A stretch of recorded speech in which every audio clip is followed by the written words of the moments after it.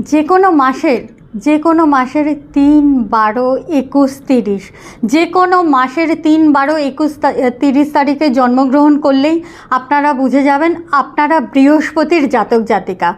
বৃহস্পতির শুভ প্রভাব বা ভালো প্রভাব থাকলে আমাদের জীবনে কি হয়, বৃহস্পতি আপনারা জানেন, গুরু বৃহস্পতি আমাদেরকে বিদ্যা, জ্ঞান, মান, সম্মান, অর্থ এইগুলো সব প্রদান করে।